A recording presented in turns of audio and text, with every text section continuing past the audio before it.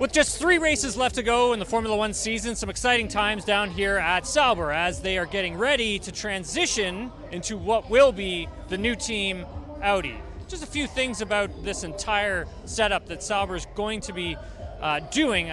They're going to be working out of 3 separate divisions or 3 separate buildings. So for the first part of all of this, as you see the car as it is now, this actually is all made in Switzerland as you see it.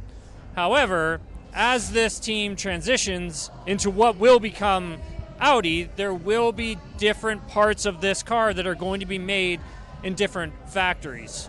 For instance, this whole front wing here, this whole part of the car is actually going to be made in Switzerland. However, if we come to the back of the car here, where the power unit is inside this machine and also the gearbox as well, that's actually going to be made in Audi's motorsport division in Germany. So, the UK division, which will be the 3rd division of this team, that's used to create concepts for this car. It's also used to actually recruit other personnel who work for other teams to try and bring them over and join this Audi program. There are a few things that are very challenging when it comes to having 3 separate offices or factories, 2 in particular, 2 separate factories for this particular team, is the fact that you're having to manufacture things separate from each other, where most of these teams, a lot of the really bigger teams, well, what they do is everything's under one roof. Like, take, for instance, Williams, which is right beside Sauber here in this pit lane.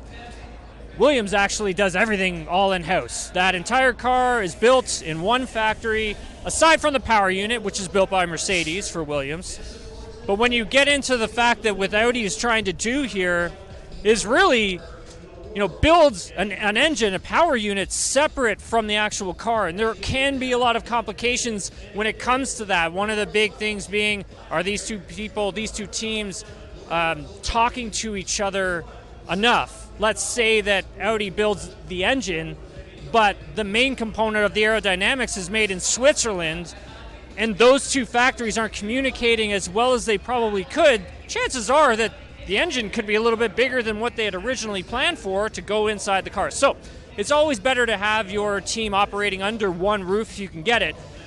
But with Audi, one of the things that they've always done as a motorsport racing teams that they've had in the past is they invest everything they can into making sure that their cars are competitive. You go back to the times when they were racing in Le Mans, American Le Mans even as well, Audi was winning pretty much everything. So one of the things with Audi when they get involved in motorsports is that they don't mess around at all.